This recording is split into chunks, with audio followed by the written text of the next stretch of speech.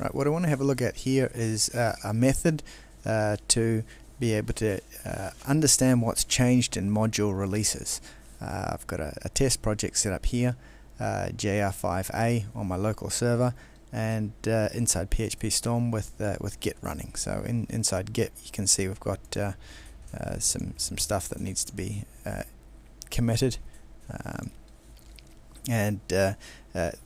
these releases here of what I've done is I've downloaded the new module updates into my server and then downloaded from the server down to PHP Storm. So I've got my local environment in sync with PHP Storm.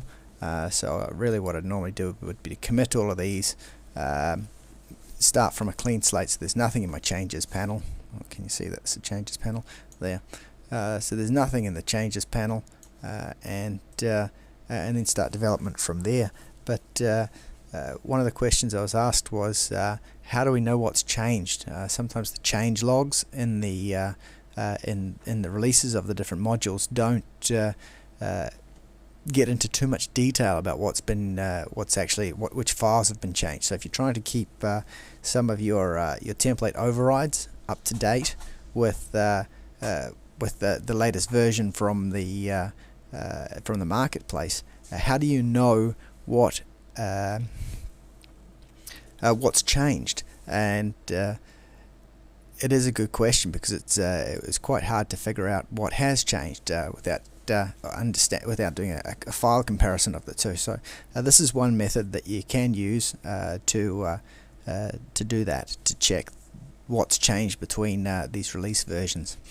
So the first thing that we're going to do is we're going to reduce these action releases, all of these module releases.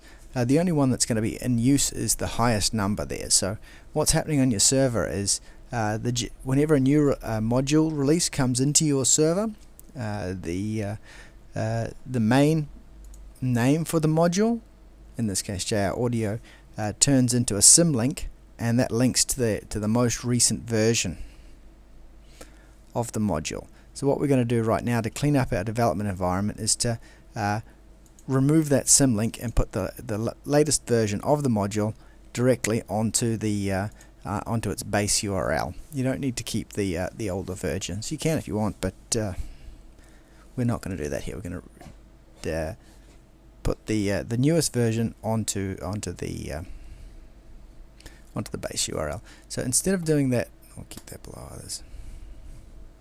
Instead of doing that in PHP Storm, where it tracks all the movements of the files if you copied and pasted, I'm going to do that in an external file editor. In this case, Conqueror for me.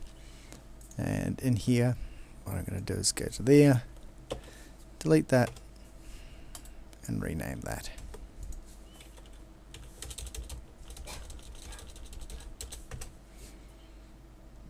That one, same here. Delete that. Let's go shift delete, rename. 2 blogs, that one there, delete that, rename. So instead of the symlink, we're going to have the actual files in that location. Delete that, rename.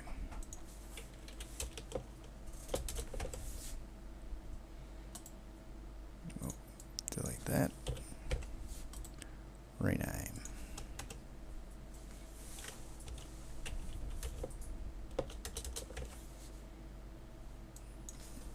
Delete that, rename. And the goal here is to be able to have one single directory that holds our the most up-to-date version of the file. Delete that. Got a few here. Rename.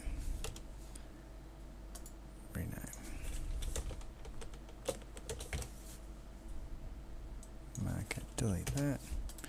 Rename.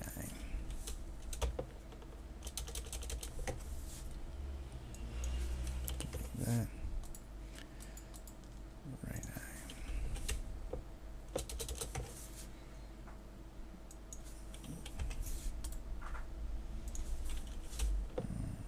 Should have done it on a site with less modules. Rename.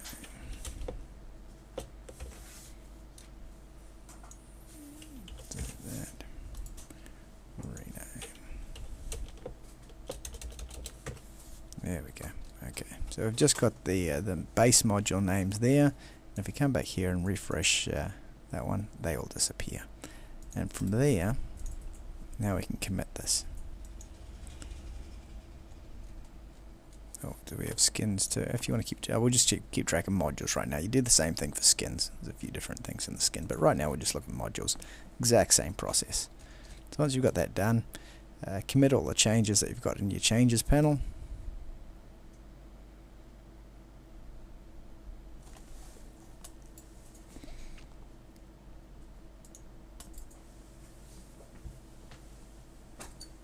It's being slow for some reason.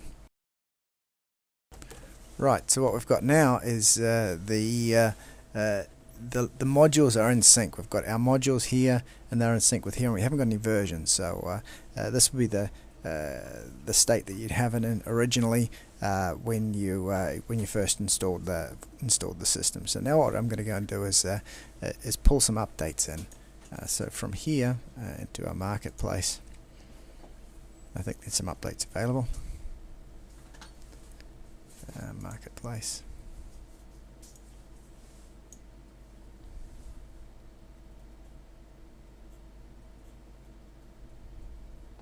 System updates.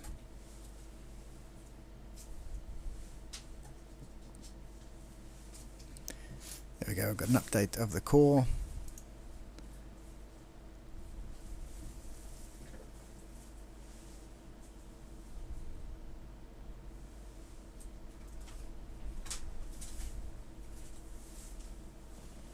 And then we'll update all our modules too. Core is a module, so that'll be at least one that we'll see there.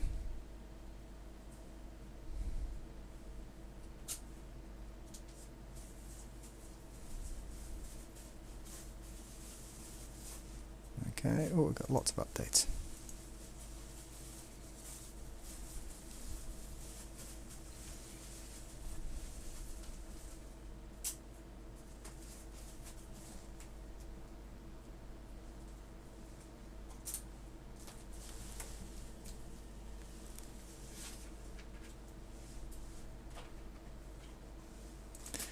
Okay, so let's go to our updates there. Good, so we're all up to date on our server side of things, and I've hit refresh on the host. We've got a couple of different things here. We've got 1.1.6 and 1.1.9, and let's download them. Actually, we'll do it like this: deployment, sync with deployed server.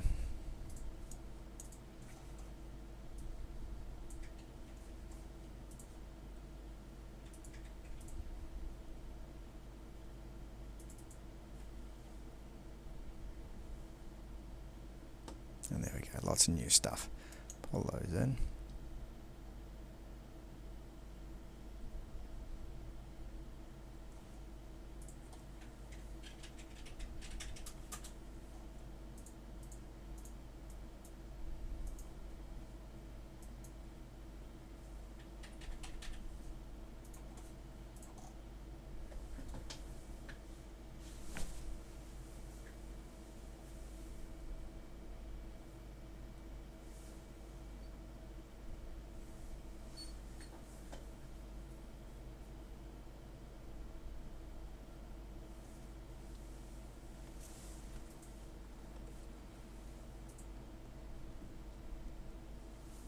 I won't make you watch this. Okay, so that download's finished now, and what we've ended up with is back to what we had earlier on, with a whole bunch more files. There we go. There, look at all of them. Right. So from here, we're going to grab that the local file system again. Hit refresh.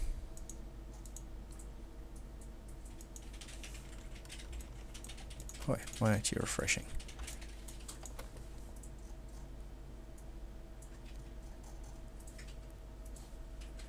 Modules, refresh, down there, refresh, close that. Oh, there we go, that was a bit strange. There we go.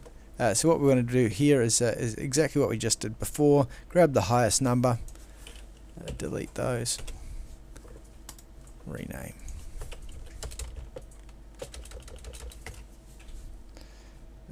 Delete those, rename.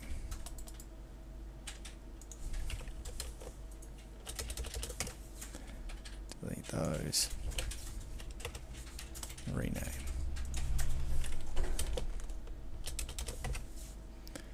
Delete those,